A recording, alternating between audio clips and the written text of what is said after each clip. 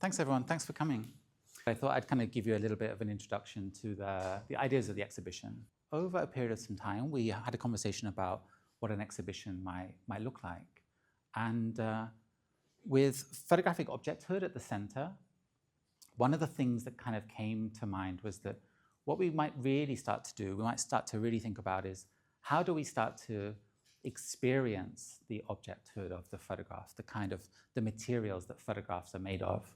Photographs are so useful, they're so familiar that they kind of disappear. We look straight through them. And so I was interested in how, when we start to talk about photographic sculpture, we need to address at what point do we perceive the way in which it occupies space. So I drafted a few different ideas for what a show might look like, and the one that really stood out was one that dealt with the perceptual changes in our encounter with images, how it moved from being slight and kind of ethereal and kind of delicate, a kind of gradual change in our kind of experience, something quite subtle, we might even miss it at first, to the moment in which images kind of really voluminously take up space, the way that they kind of are kind of undeniable in terms of the way that they relate to our kind of bodies. Images, of course, are not immaterial things. They have mass. They're kind of made of kind of chemical kind of reactions, the properties of optics, kind of finely tuned kind of devices and techniques and knowledges that are kind of accumulating in order to make the visible world that we have. So how do we take kind of stock of that? How do we kind of experience that? It seemed to me that this is a kind of gradual process where it starts to take up more and more of our kind of awareness. And so I kind of thought about an idea of a show that might deal with two things, that might deal with the subtlety that we might miss, and also the kind of increasing sense of kind of material presence that kind of becomes undeniable in some way. And so the show is kind of loosely themed around two ideas, which is apparition and residue. I'm using terms that are slightly different in English from the way that we normally talk about photography. We normally talk about the idea of the photograph as a record, and I want to talk about it as a kind of residue instead. It's ongoing, it's kind of still with us. So as we start to look at those different kind of qualities, one of the things that starts to become apparent is also that there's a kind of layer of sensitivity in the image that is kind of enacting these kind of transformations for us. So when we start to move around the apparition side of the exhibition, what you'll encounter are works that perhaps are kind of delicate and that kind of require your perception to become kind of attuned to what's taking place. There's a work by Hanako Murakami, which is, in a way, in my mind, perhaps the first work you might encounter when you come into the show, which is the scent, the vapor of the moment of photographic processing.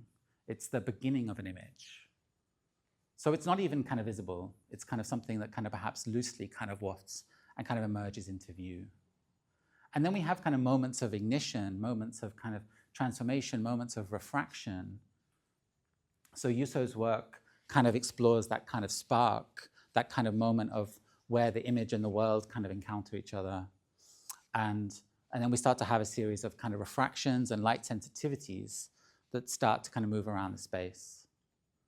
And then we enter into a kind of more tangibly material kind of realm.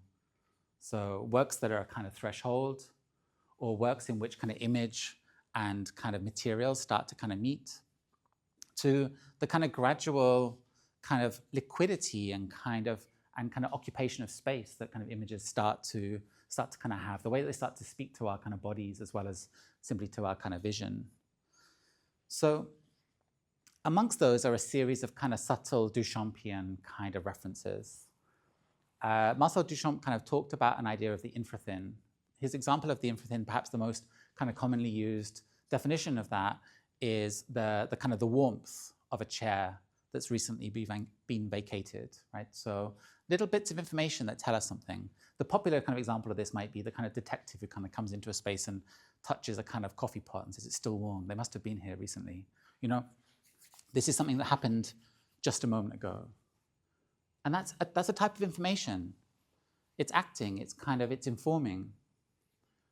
And I think what's remarkable about photography, what the possibilities of photography might be, and this might not look necessarily like a kind of standard photographic exhibition, is the way in which a kind of range of possibilities kind of reveal themselves in the kind of subtleties and sensitivities that images have.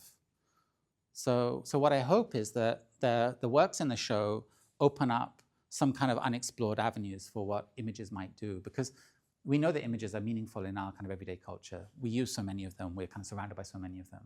But we also kind of sometimes think they don't do anything, or, show me an image that changed the world in some way. A very small number of them seem to do that. But actually they're kind of subtly working on us. They're subtly kind of affecting us. And so if we can kind of become a bit attuned to that, we might find something in those images. So what I hope that the show does is kind of draw attention to these kind of Duchampian kind of motifs, the gas, the index, the trace, the properties of glass, these different kind of materials which are part of the makeup of the image. So it's not just what the image shows, it's kind of how it is kind of producing a kind of visible world that is the kind of question, hopefully, that's at stake in some of the work.